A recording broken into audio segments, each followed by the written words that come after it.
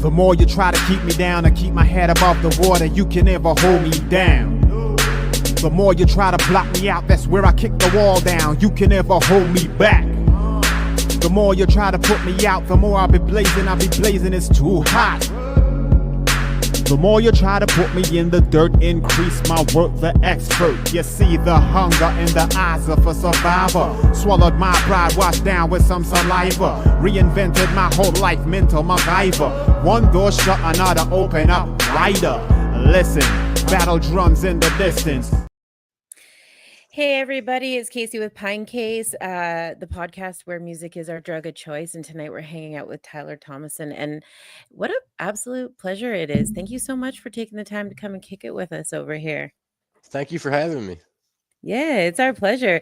It's not often recently that we get an opportunity to really like dig deep into like the hard conversations. You know, obviously we're spoiled in all sorts of ways, but these are ones that are really important to a lot of people in this community, especially myself. So thank you for joining us and giving us a bit of a testimonial and all of that, whatever. It's my pleasure. All that good stuff. Yeah, cool. For the people that are in the comments who maybe don't know exactly who you are and why you're here, I mean, I can give them the rundown, but I think it's maybe best, words straight from the horse's mouth, if you wouldn't mind. All right, where do I start?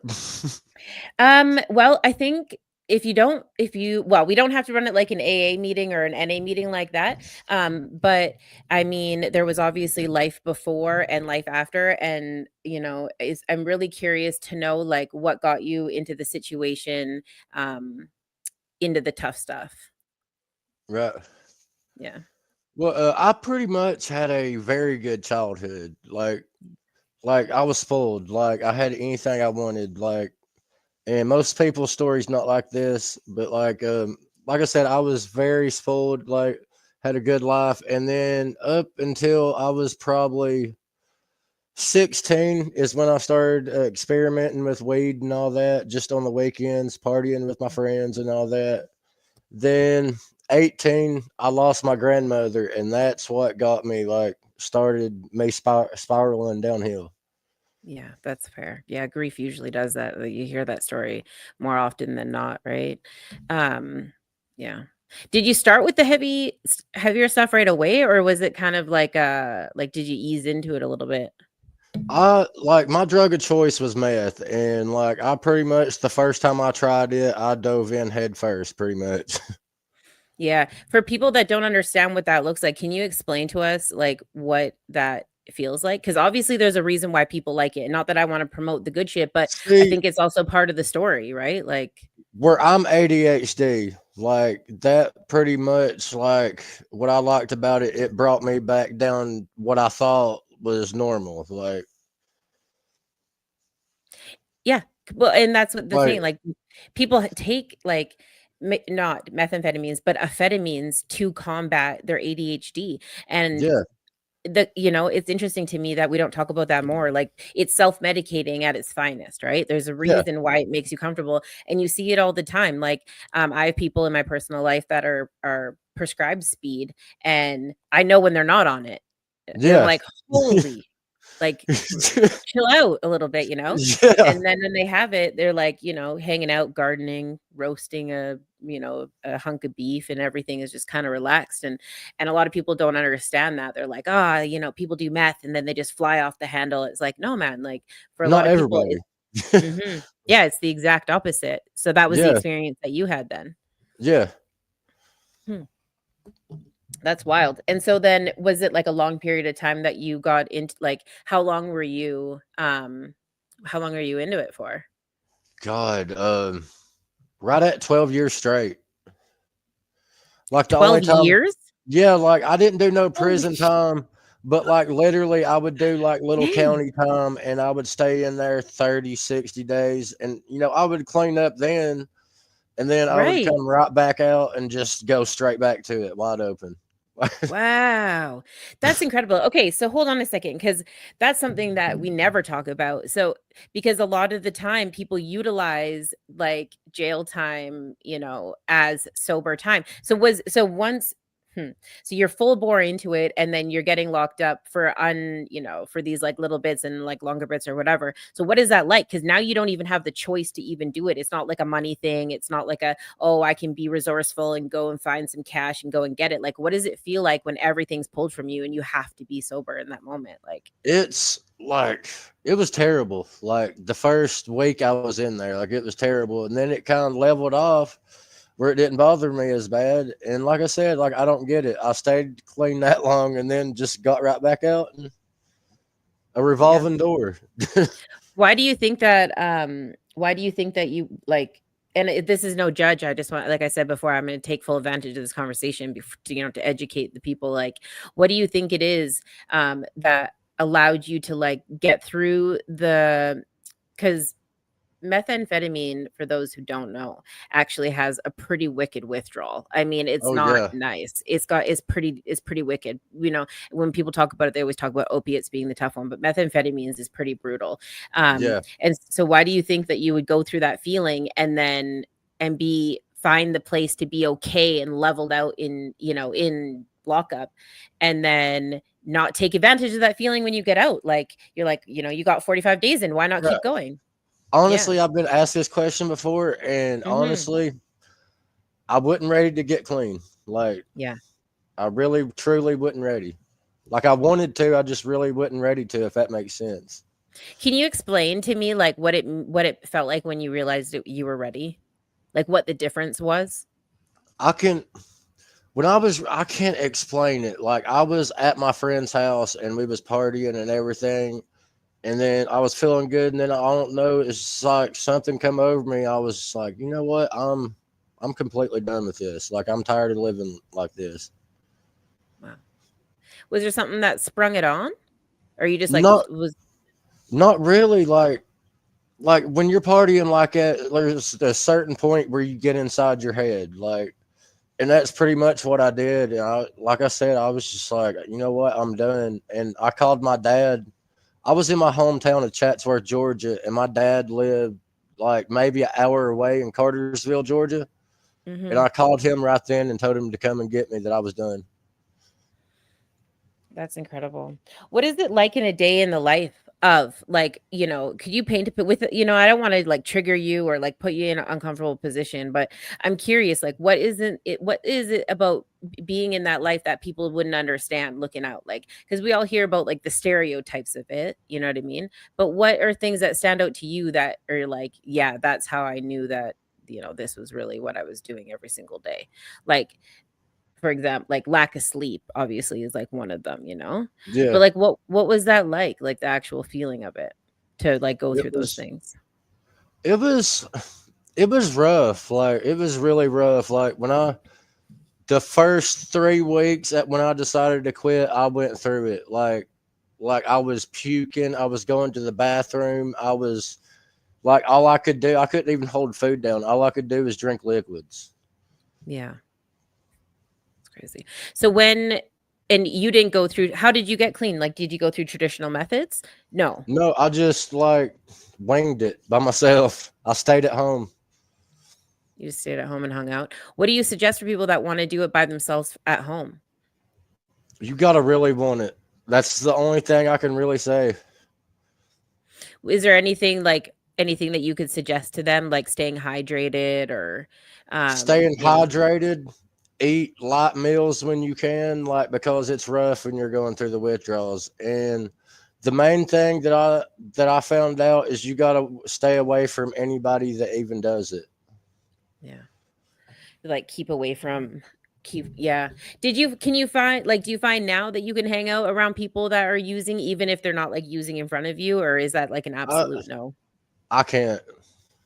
Yeah. I'm afraid that like because if I if they're doing it and everything, I'm like, and I'll be able to sense it, and then therefore I would know that they have it on them. So, and I'd be afraid that I would be asking for it, you know? Yeah. What an amazing substance to think about that like has that sort of hold over, because it's not, I'm not going to sit here and judge anybody for like how they go through their how they go through their substance abuse or their recovery. Like, it's tough, but it just goes to show, because in your life now, you're so flippin' determined and you're so in it. And every time I see a picture of you, you're out there like making it happen and like Yeah. showing up and all that stuff. And it's amazing to me that like when you talk about using, you're like, I can't even be around it. I don't want to be, 3 weeks of this and I just had to be done. And I like, there was no control. And then somehow you freaking harnessed that same energy and shoved it right into like boxing and kickboxing and like, fucking kicking ass and taking names. So like, is that the same type of energy, or like, where is that all coming from? Because it's Like, amazing. honestly, I've been talking about taking kickboxing, and Hmm. I don't know if you know this guy, Manny Vitelli. He does Absolutely. Well, Yep. I was talking He's to a friend of him. ours. Yes. I talk to him on a daily, like, Hmm. and I was telling him I'm thinking about getting into kickboxing, and he said, he said, as much as you basically kicked your own ass in active addiction, he said, what more can anybody do to you? He said, go for it. If that's really what you want to do, go for it. And I was like, you know what? You're right. And I went right to the kickboxing gym and signed up. Yeah, that's awesome. Yeah, Manny Vitelli with My Fight Our War, the Wolf Pack. Like, he knows, he's another huge inspiration. And yeah, an absolute friend of Pinecase. But he's kind of like I want to say the grandpa, because he's a good looking dude and it has nothing to do with Yeah. age.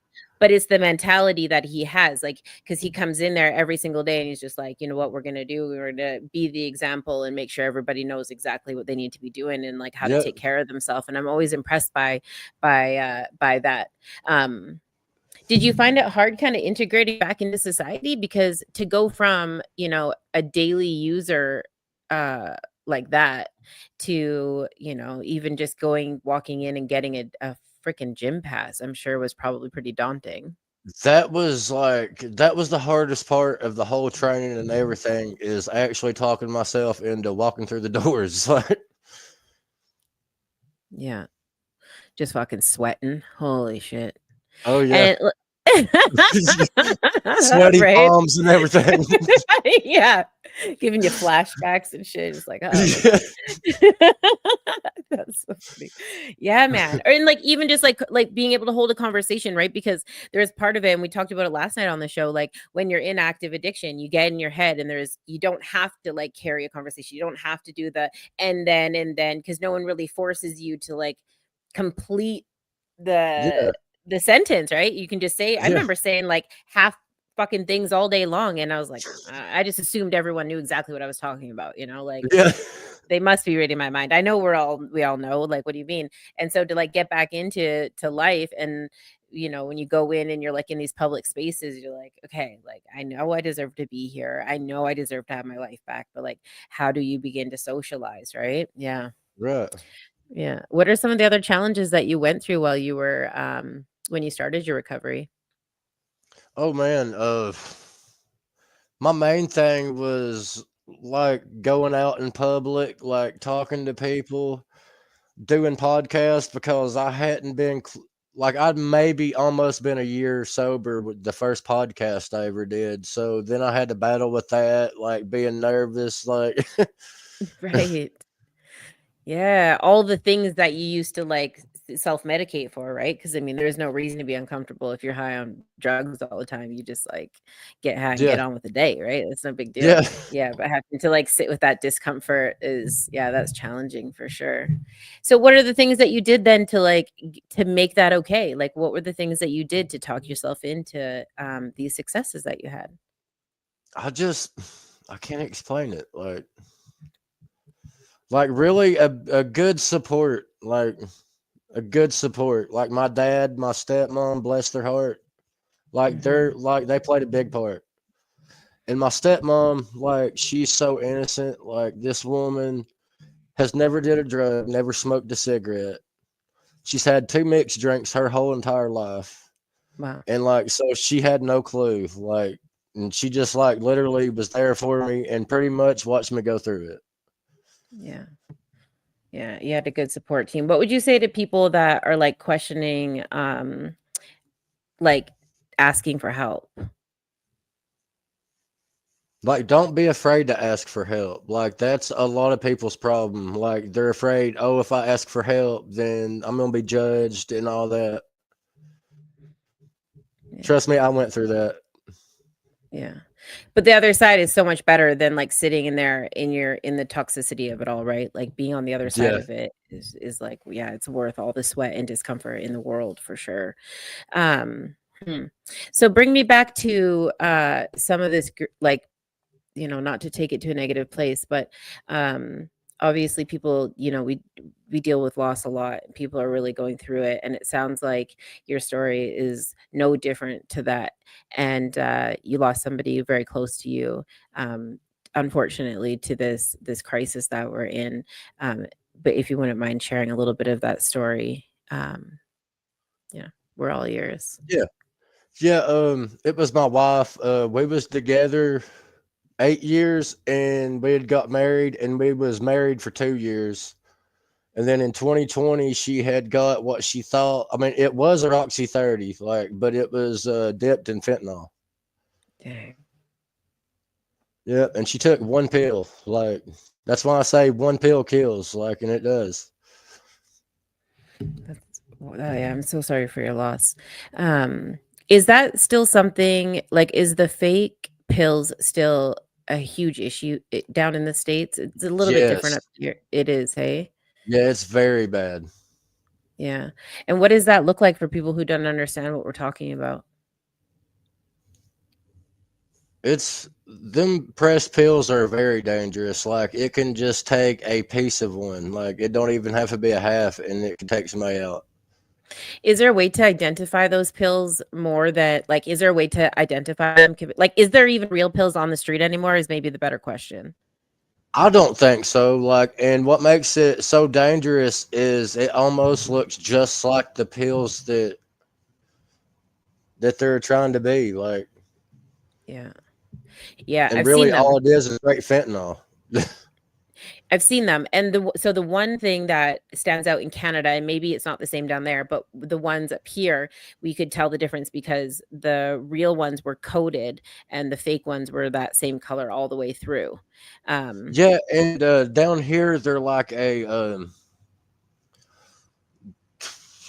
where the real pills they got like they're blue, but these are like a very dark blue color.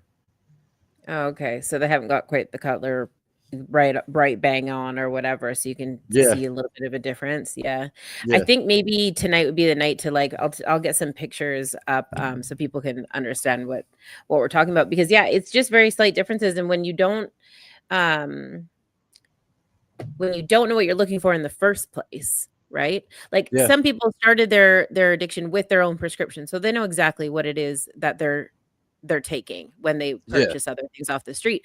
But unfortunately, nowadays we have all of these people that are coming up, and the opiate epidemic is actually over. Like, not sorry, pardon me. The oxycontin epidemic is over. yeah, Like that, the overprescribing is over. Like that's done. You're talking about people who were prescribed like 10, 12 pills a day for 30, 60, 90 days at a time up here anyways, and then there was yeah, a massive lawsuit that kind of shut all that down.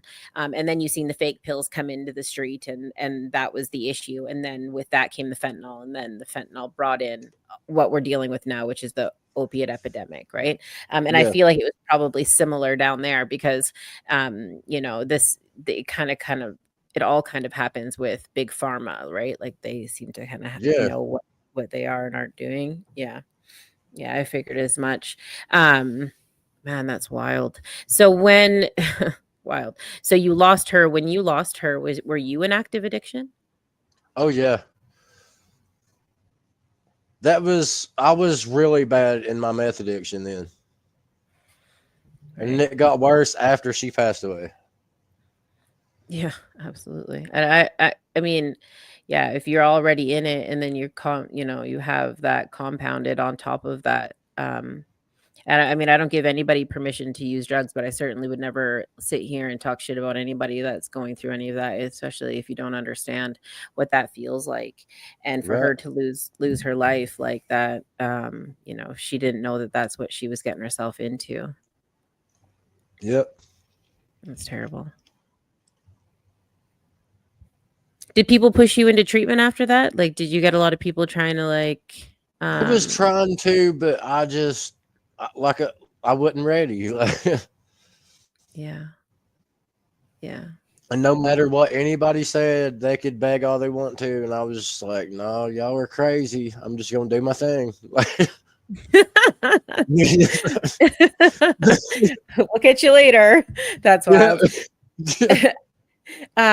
You have a lot of support obviously in your community, and tonight is no exception. There's a lot of people in the comments that are out there. Manny Vitelli is definitely one of them. Tiana, darling, it's always nice to see you in the building. She's in here hanging out, Yeah, she is and awesome. yeah, she is awesome. Yeah, and Brad Peterson. And so once you started on the upswing of life, and I'm assuming that these were probably some of the people that kind of were. Did you meet this amazing group of support like right off the bat? Like, where did you start sourcing out I allies in was on recovery? I was on Facebook and I seen I can't remember exactly what reel it was Josh had made, but like I started following him, and then this is when he was on Discord, I do believe. Okay, yeah. I was following him then, and then he made the group of Scar Nation on Facebook, and then like I met him, Tiana, and all of them, amazing group of people, and they've been there. Like I was clean a year when I found all of them. I was Interesting. still like going through it somewhat, and they was like, it's like I found them right at the right time. Oh, that's so beautiful. Yeah, the synchronicities that's really neat when they come together like that. I mean, I know people, and I'm one of them. Like when I started looking for recovery content, there really wasn't any. There was Yeah, one dude, Lance Rice, actually, I think his name is. Shout out yeah. to Lance Rice. If he ever comes across any of my content, man, I owe you everything, because when you don't go through traditional detox, and then rehab, and then uh you know what is that, there's another, like sober living, and then Yeah, if you don't go through those stages, it's actually I found it quite challenging to find any sort of material or resources. Like I didn't know where to go for any of this information. Like, so where were you getting that from, or did you just white knuckle your way through your detox and into your sober life until you found this community? I pretty much white knuckled it the whole time until I found Scar Nation. Jesus, man. That's I mean, it wild. was like an everyday battle. Yeah, yeah, yeah. And not to pry, but like, so what were those kinds of things that were happening in your day? Like what happened because I mean, obviously you didn't wake up one day, sweat and be uncomfortable for a bit, and then that was it. Like what were the things that were happening that you're like, I'm going to consciously make a choice to say no in this moment? Like what was going through your mind when you were doing that? I like just pretty much had to keep myself busy. Like I don't care if I was feeling bad one morning, I would go for jogs and put on some music. Like Yeah. Yeah, music, right? yeah, I mean, yeah, honestly, it saves lives, and yeah, I tell it's what we're about it over here. Obviously, we talk about music like it is the therapy, it's the antidote, it's the cure, and it's sometimes the yes. problem. Like because people utilize it for all sorts of stuff. What kind of music do you listen to? Literally everything. Like It's my kind of people. That's a lot awesome. of hip hop, a lot of rock, like heavy metal, a little country, like literally everything. Yeah, whatever suits that day or comes on the radio. Yeah. Very cool. So what's keeping you motivated now? Like what's keeping you motivated in these moments? Obviously, you're a little bit further away from active Kickboxing, addiction. honestly. Yeah. Okay. Okay. And like just the joys of life, or like what I mean, Yeah. it and like you're just doing And it for yourself. getting to spend time with my daughter. Like granted, she's 19, but like that kid is my everything. Like she's Yeah. my biggest supporter. Like That's really cool. I hear this all the time. People are like, why can't you get clean for your kid? Why didn't you do it for your kid? Can you explain to the people what exactly that means? Like when you're in active addiction? Because it's not just a selfish thing. Like maybe that's too personal. And I don't want to say that you ever weren't a dad, because that's not what I'm right. implying. But what I am getting at though is that obviously there's people like us who, we maybe aren't as present as we could have been over certain periods of time. And it's like, I don't know, maybe you want to speak to that and what that means now. Like obviously you can grab it and take it and have all the greatness right now, but like was it like kind of dealing with that, you know? She You know what I mean, Tyler? Sorry, I don't even she mean to be was that personal, honestly, she but was like, another I don't mind sharing this. She was okay. like one of the main reasons like I decided to quit. Like she had called me one day, and she's not mine by blood, but I adopted her. She was Oh wow. 7 when I adopted her. Wow. Well, she had called me one day and was like, "Look, I done lost my mom like that. Like, I can't lose you too, like through the same way." And I was just like, "Oh my god! Like, I shouldn't be putting this kid through this." Like, Yeah. Yeah, damn. Yeah, that's fair. Kids are resilient though, and it's yeah. And all you can do is be present now and be the example that we all yeah, need. Like, you know what I yeah, mean? Be the example of like what not to do and then what to do later on, right? Cuz yeah. yeah, that's But I'm something proud of else. my daughter. She's graduated high school. She's taking college classes. She's got her own place, her own car. Like it's Yeah, you go girl. That's yeah, so awesome. Very cool. Yeah, that's really cool. And I think, yeah, I wanted to talk about it a little bit because people are like, oh, they should have gotten, they should have done this, or how come they didn't do it like that, and blah blah blah, and they're so selfish, and why not? And it's like, yeah, it's like I you guess, want to, but you don't know how. Like that's what it was like for me at one point. yeah. Did you ever deal with like the stigma of things, like I want to ask for help, but I don't want to admit that there's an issue? Yes. Yeah, funny thing, hey, that stigma. Yeah. Um, yeah. I find it interesting that we have it's like that because you're battling two different things. If you admit that you have a problem, then you have to kind of climb out of the hole that is and deal with the fallout. But really, everyone around you is looking at you like, "What the hell are you doing?" Like, Yeah. you don't have to admit nothing. We already know. And What do you when I was at one point, I thought that I was like, playing it cool, like nobody could tell. And then Right. Right? Says every addict ever, right? Like, I mean, like it never black under my eyes, like just on like, like no, day nobody six can and a tell. half. And everybody's looking at me like, we know what you're doing. Oh my god, that's so funny. It's hilarious, right? Like, I seen this picture today and I was so impressed because like it was the really traditional kind of recovery posts that are like put your before and after photo, and this chick had one before and after photo, and I was kind of looking at it like, I don't know, I feel like maybe that's not really I got a picture I can send you. You'll just have to remind me later. But oh my god, like your bef- I literally had no neck. Like it was like really. little, like yes. Eyes like Dang. my pupils all the way black. Like I was just like blank. What? Yes, I See, sent it to Tiana. She goes, "Oh my god!" that's isn't that amazing when you can see the before and then the after, because when you're in it you don't feel that way. I And mean, you like might in oh, I don't know. the before pictures, like look literally like I had no life in me. Like I was there, but I had no life in me. And then you can look at a picture of me now, and it's like completely different. Almost looks like a different person. Holy crap. I always remember being scared of those pictures, like, as a kid. They used them to strike fear into us, right? Those, well, Yeah. back in, like, the days of, like, DARE program or whatever, and they're like, "Oh, this person and this I was like, "There's no way. That's not really See, the people." and I graduated there. Imagine that, Honey, we all graduated DARE. Don't worry man. about it. Oh my goodness. Yeah, I mean, I don't know if you guys have Through the Blue Lens down there, but we got shown this movie that was like a day in the life of these people from East Hastings Street, which Yeah, actually probably made me think that they like it. it was the first time where I realized, like, yeah, the people in the after picture are scary, or before picture, or whatever, depending on how you look at it, right? But they're scary. But it was like the first time that I was like, holy shit, these people had like they're people, like they have families and stuff. Like they're not just Yeah, what they look like, you know.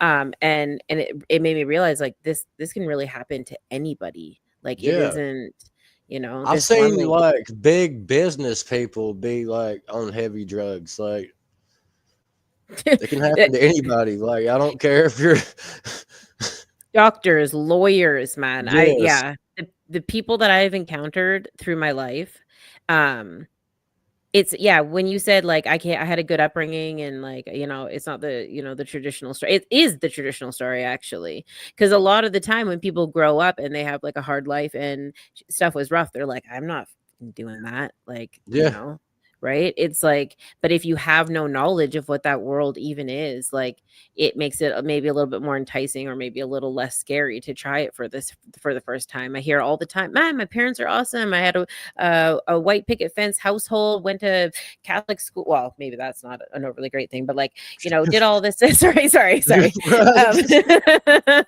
but you know what I'm saying, right? yeah, And like, you know, we went through all this and then everything just went to hell. Like, you yeah. know, My I waited. grandfather, he was a Baptist preacher too. So like Yeah. I was judged. Right.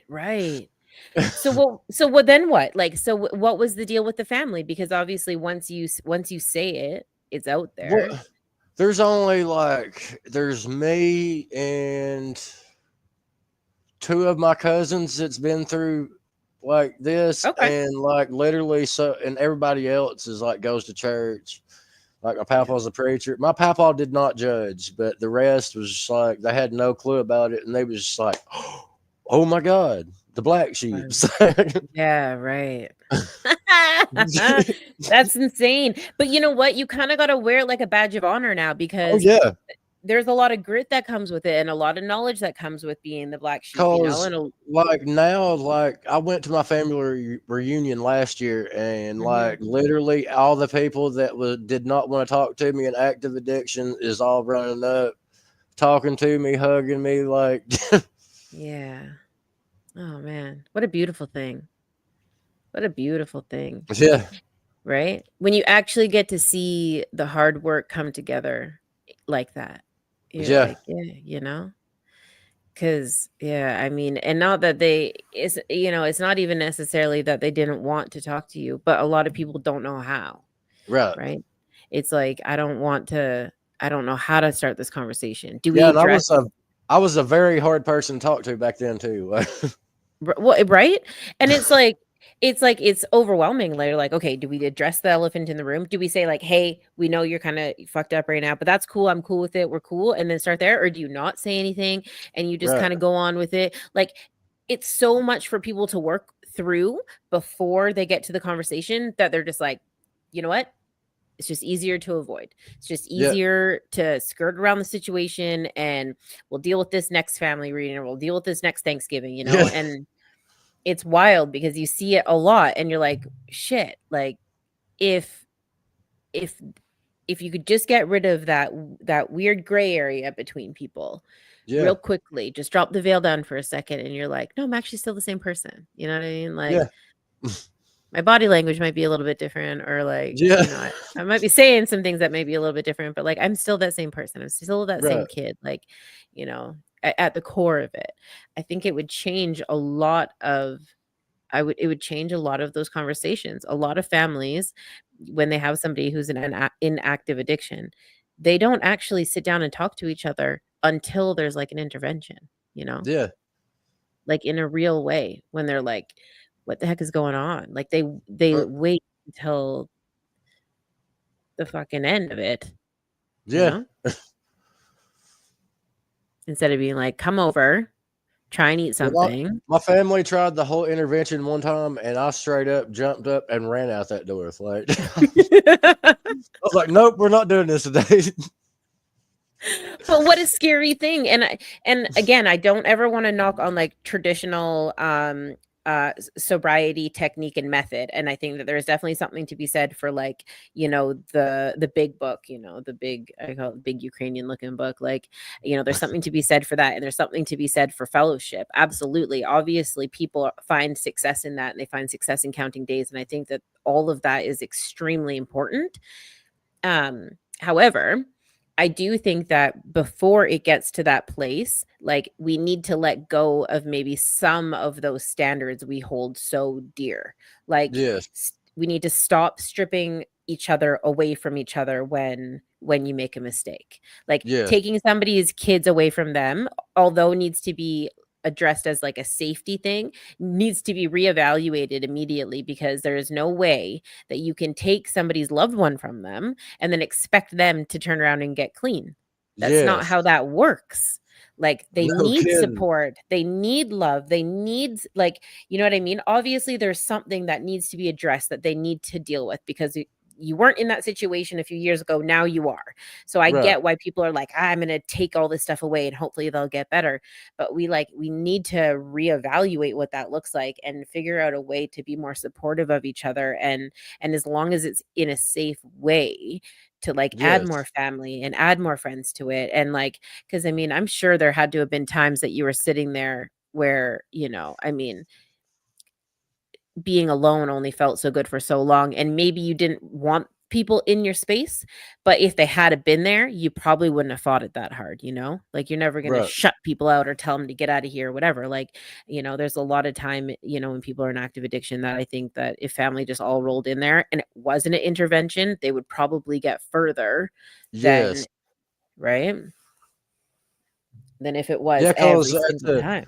the very beginning of my recovery, the worst thing I could do is be by myself, if that makes sense. Yeah, absolutely. That's when it was at its worst.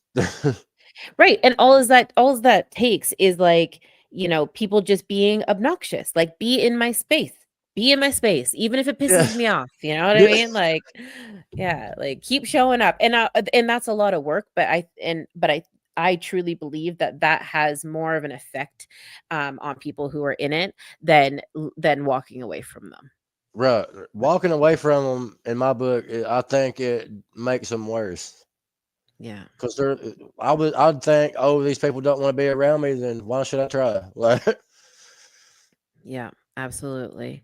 Yeah, Tiana says stripping away a person's humanity because they're stuck in addiction is cruel. It is cruel. yes, it is.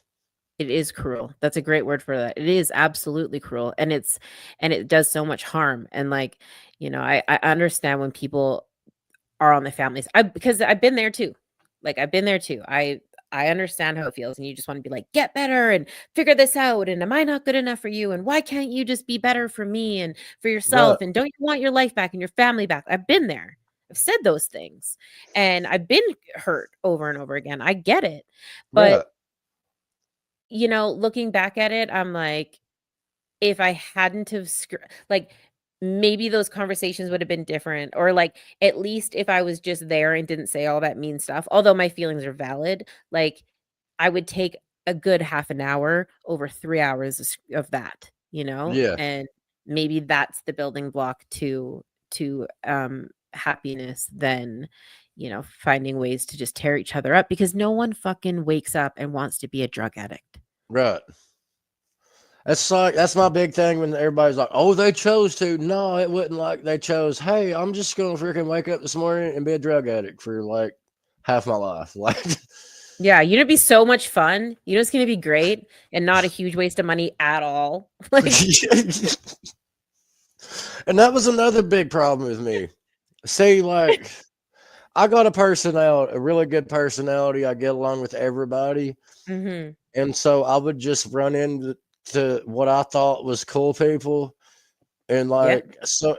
they would take a liking to me, and I never had to pay for it. Like, so it was just like, Right. oh, here you go. Like, just take this home with you. Like, you don't owe me nothing.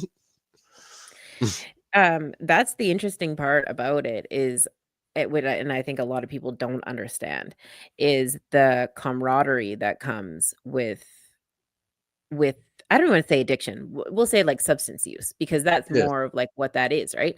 Like there's a Yeah. lot of camaraderie, and people, and not just women, but people, like they get a lot of things for free. So it's not necessarily like it'll cost you a whole lot, but not necessarily money, because like, you find these people who, they got money coming in all the time, and they just want somebody to hang out with so that they're Yeah. not alone.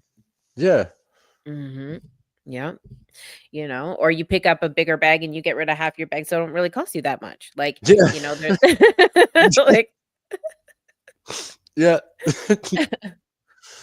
so, yeah, I've heard that a lot. People are like, "Oh man, it's such a crazy waste of money." Blah blah, blah. I'm like, well, yeah, like it'll It can cost you be. lots, but it's not necessarily. That's not necessarily it. Like, there's Yeah. other things that happen in that world for sure. Wild. So on the other side of all of this though, like, is there things that I don't know how to ask this without sounding kind of shitty, but like, is there things that you're glad that you went through, that you learned, that you take into like your regular people life now, life after Honestly, substance use? it was. I'm glad, like as crazy as it sounds, that I went through all the like active use and all that. That way, I can pretty much show people that's going through it that hey, you can do it too. Like that's what's keeping me motivated. Yeah, that's wonderful. That's wonderful. And I think that that's what's really neat about the recovery community, is that, people recover and then they turn around and they're like, what can I do now? What can I Yeah. give back? How do I serve our community? And that's with or without fellowship, because, we're not heavy on like the religious standpoint, but everybody like comes in and they're just like, okay, but how do I get involved now? And how do I show people that it's totally possible? Because it's not just perfect people that are getting clean. It's, it's Yeah. some of us rough and tumble, raggedy Andy's out here that are pulling through too. So Yeah. yeah, I think that's it. I think you're a great example of all of that. While I have the chance, I just wanted to make sure that everybody knows where they can go. And actually, the testing kits is another thing too. And I don't talk about it enough on here. And I always see Calico in the comments, and she's like, you got to get the testing strips, or we have testing strips, or make sure you get testing strips. There is, I don't know if you guys have it down there, but in Canada, we have the, what is it called? The Good Samaritan Act.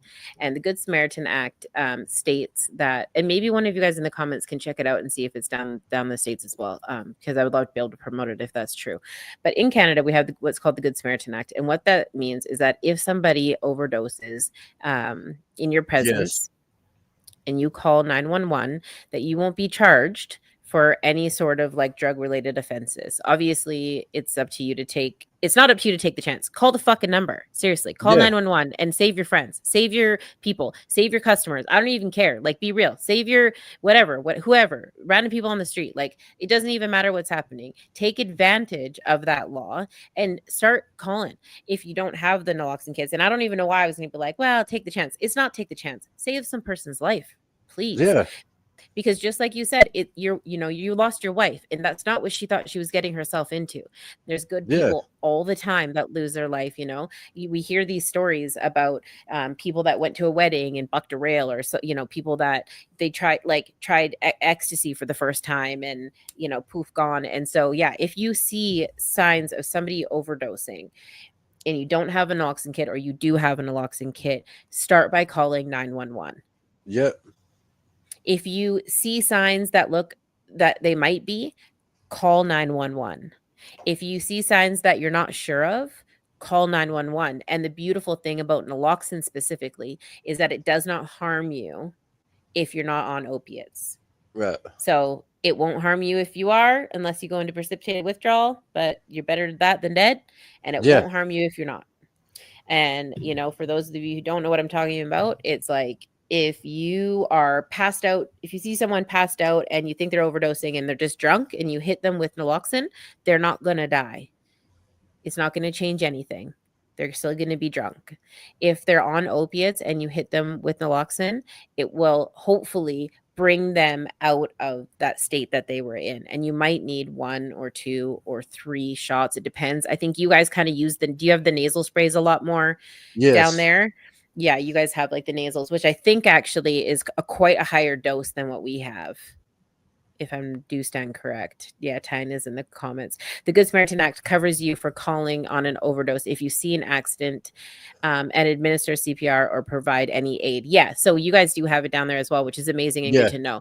Yeah, so the Good Samaritan Act will cover you for both Canada and the United States. And I think that it's, we don't talk about it enough. And people that aren't in that life, they don't even really know it exists because they've never really had to know that it exists. And I think it's important for everybody to understand, like, if you have stuff on you, if there's stuff out on the table, if you're in a crack shack with no door, whatever, like, you can call and still save some person's life without it affecting you at all. They don't even ask for witness statements. Actually, they take the person and move on. The other thing that I really wanted to talk about, and I'm going to take advantage of the situation a little bit, but so sorry. But the other thing that I wanted to talk about is, like, where you can pick these naloxone kits up. So where do you carry a naloxone kit on you? No, I do not. What? I know. I don't even know where to get them in Georgia. Are you kidding me? Oh my goodness. Okay, perfect opportunity. So all the shoppers carry them. Oh, Tiana says, I have the nasal sprays and injectable Narcans with me always. Yeah. And you know what? Not everybody does, and not everybody knows where to get them. And before I ever had to administer, because I had naloxone training, I didn't carry them because I just didn't know. But if you go to a pharmacy and you go and ask for them, you can actually ask for like most harm reduction supplies now. So you can go to your ER, so any emergency at a hospital, and ask for harm reduction supplies. You can go to a Shoppers Drug Mart, Shoppers Drug Mart, PharmaSave, London Drugs, Rite Aid. So anytime that you just happen to be in like a pharmacy, just go and ask, right? Just go and ask, and they'll give you 1 or 2 kits, or 3 or 4 if they're generous. And it doesn't hurt to just have them on you. There's been instances where, I was driving down the street and pulled over and helped somebody, and was just like, okay. And once you use it here, you know what, actually, let me see.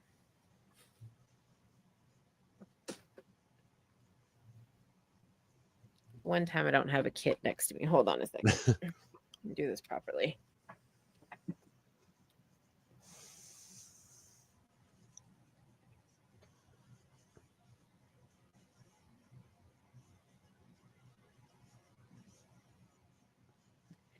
Yeah.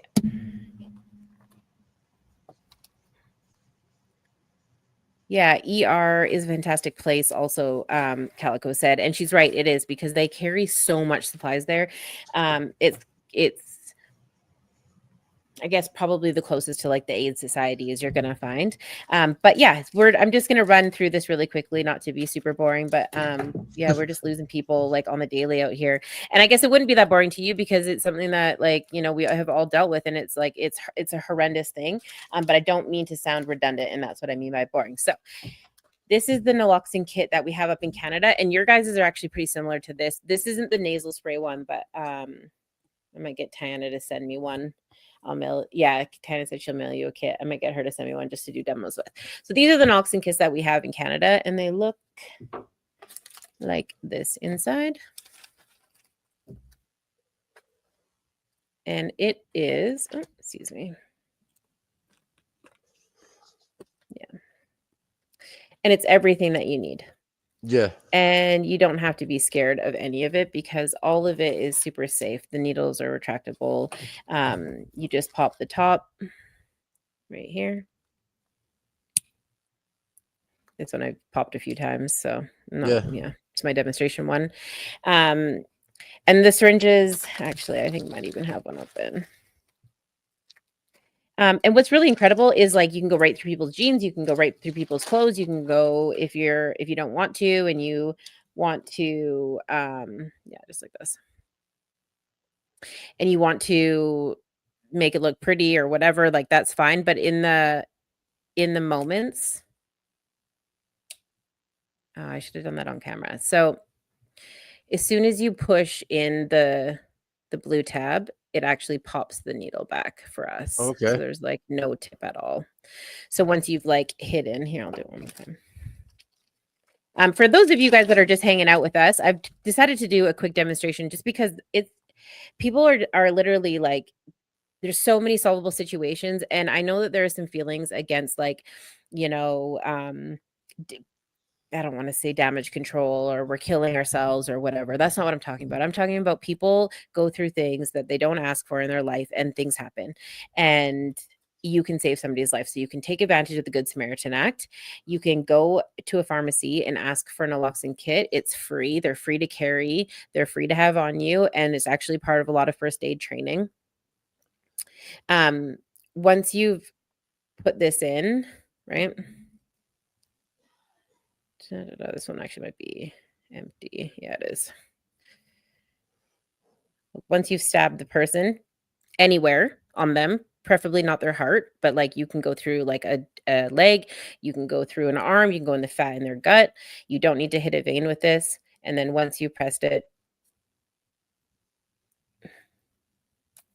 it actually retracts, so it's safe for you to carry again.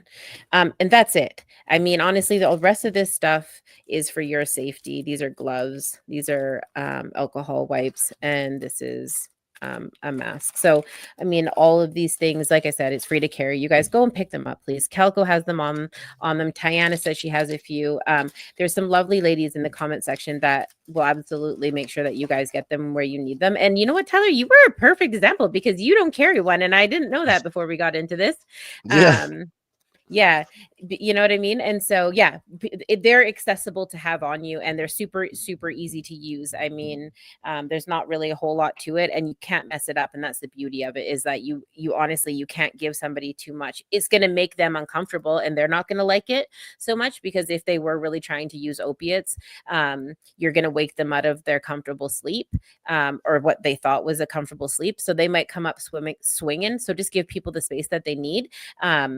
But any chance I get to do a demo, like I just want people to know that it's just that easy. You know, I'm just a regular person, nothing fancy about me. You just got to jab it in, pull her back, stab her in, and go, and potentially save somebody's life. So if you guys, so for everybody out there that's just tuning in or just watching this on a repeat or a reel or whatever, take advantage of the resources and information that we have out there, right? Because this stuff wasn't, I mean, was that common conversation when you were dealing with your loss? Like, is it something that people really were talking about then? 2020 was a little while ago. I feel like we've maybe gotten like information out there like since then. Right. Yeah, it wouldn't, none of that was really around when that first happened. Right. Yeah, and fentanyl had just hit, like it'd been around, but it just hit my hometown like a flood, like back in 2020. Right. Okay. Yeah, and obviously there's always like woods and codes, and I don't ever want to bring that up, and I don't ever want to like, go down that road or whatever. But if we can utilize, your story and the things that you've gone through to potentially like give other people the knowledge, or just maybe just show them that it's just not as scary as they think it is, right? Like, because some people think naloxone kits are like, these big scary things, and they don't want to be involved. And but yeah, I mean, not potentially, it's life-saving for sure. Yeah. Go get a naloxone kit, Tyler. What the heck? Oh, I will, as soon as I get a chance. That's wild. I really appreciate you taking the time to hang out with us tonight. Thank you for having me on here. Yeah, it was an absolute pleasure. It was interesting when you were like, yeah, look, I want to come on. I was like, okay, yeah, cool. And then as soon as I kind of seen that, that there's, a human being that is willing to talk about the things that they've gone through, then it's, the platform is always open for that, because it's just so important. Yeah, absolutely. Any final words before we sign off of this lovely live stream this evening? I think I'm good. Thank you so much for hanging out with me tonight. I really do appreciate your time. I appreciate you asking me some very personal and intimate and hard questions. I know it's not always easy, and to be that vulnerable and let people in, but we do appreciate it over here at Pinecase Mental Health and Music. It does make a difference. Obviously, there's a lot of people in the comments tonight that are out here to support you. And to see the kind of love go back and forth, obviously, is a beautiful thing to witness. So thank you for bringing us in on all of that good stuff. For everybody out there that wants to know more about naloxone kits or substances, abuse, use, recovery, you're more than welcome to join our community, the Pinecase mental health community. Our group is it's pretty casual over there. Obviously, Scar Nation is another one of them. I'm sure Tyann will throw the link in the comments. It's another really, really great place to go and check it out. Manny Vitale with My Fight Our War is another one. He's just a great human being, and he's always talking recovery content.